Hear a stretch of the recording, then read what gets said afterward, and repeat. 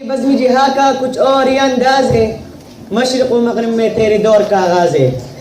صاحب صدر محترم اساتذہ کرام اور میرے عزیز ساتھیوں، السلام علیکم ورحمۃ اللہ وبرکاتہ۔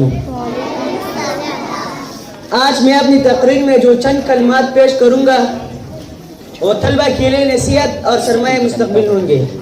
صدر محترم صاحب، میری تقریر کا عنوان ہے طلبہ کی فرائض۔ سچ بات تو ہے کہ آج کا طالب علم اپنا وجود کھو بیٹھا ہے۔ ایک زمانہ تھا کہ طالب علم پر قوم کی تقدیر کا انحصار کیا جاتا تھا، چونکہ وہ طلبہ صاحب گو، وطن پرست اور عظیم ضمیر کی مالک تھے، ماں باپ کے جذبے کا احساس کرتے تھے اور ان کی امیدی پر اترنا اپنا فرض اولین سمجھتے تھے۔ لیکن آج کل کے طالب علم کی حیثیت کاغذ کی اس کرسی سے ہے کہ جدھر کی ہوا آئی اڑا کر لے گئی، جس کے ہاتھ آیا جیسی چاہے موڑ دیا۔ عزیز ساتھیوں، طالب علم کا سب سے پہلا فرض یہ ہے کہ وہ دل جمعی اور ایمانداری سے تعلیمی اصول کے ایک کوشاں ہے۔ ہر طالب علم اس بات کی عکاسی کرتا ہے کہ طالب کے معنی ہے طلب کرنے والا، مانگنے والا اور چاہنے والے کے۔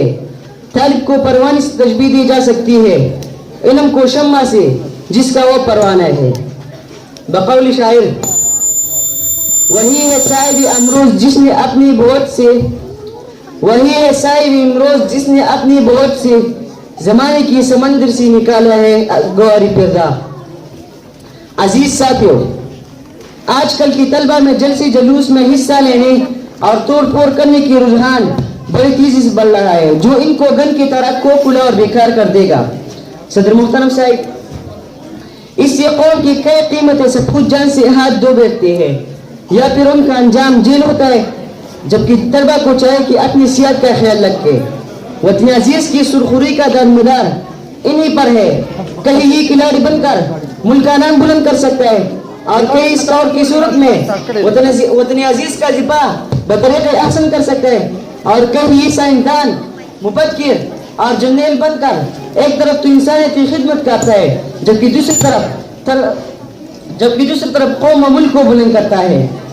طلبہ کو چاہیے کہ اسلام سے رشتہ مضبوط تر کرے اور قرآن کریم کی فیض حاصل کرے اور سچی مسلمان بن جائے۔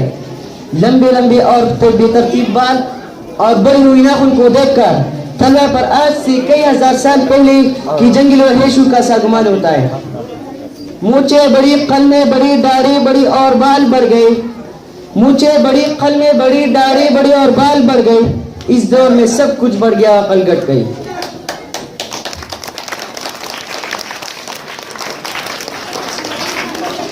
ہر ایک مقام سے آگے مقام ہے تیرا، ہر ایک مقام سے آگے مقام ہے تیرا، حیات ذوق صبر کی سوا کچھ اور نہیں۔ طلبہ کے لیے ضرور ہے کہ وہ بیکار مشاغل سے گریز کرے، صرف اور صرف ایسی مشاغل میں دلچسپی لے جو ان کی قیمتی وقت کا صحیح مصرف ہو اور ان کے علم میں اضافے کا موجب بنے۔ میں اپنے عزیز ساتھی کو گوش گزار کر دینا چاہتا ہوں کہ اگر اولاد آوارہ کرنے کی وجہ سے والدین کے ہاتھ سے نکل جائے تو ان کے لیے اولاد کی نالائقی اور موت دونوں یکساں ہے۔ اس بات سے آپ اندازہ لگا سکتے ہیں کہ اگر ہم ان کی توقعات پر پورا نہ اترے تو کیا ان کا خون جگر خون ہو کر نہیں رہ جائے گا؟ یقیناً اولاد کی نالائقی والدین کے لیے ایک روح پر سا غم بن جاتی ہے اور بڑی دنیا میں اولاد نے کسبکی کا باعث بنتی ہے۔ میرے عزیز دوستو، ہم آج پھر اس عہد کو تجدید کریں کہ ہم اپنی گفتار و کردار سے والدین اور اساتذہ کو روحانی خوشیاں بہم پہنچائیں گے۔ اسلام اور وطن عزیز کی خدمت کی خاطر کوئی واقعہ پردہ گزاشت نہ کرے گی۔ افراد کے ہاتھوں میں ہے اقوام کی تقدیر، افراد کے ہاتھوں میں ہے اقوام کی تقدیر، ہر پردے میں ملت کی مقدر کا ستارہ۔ والسلام۔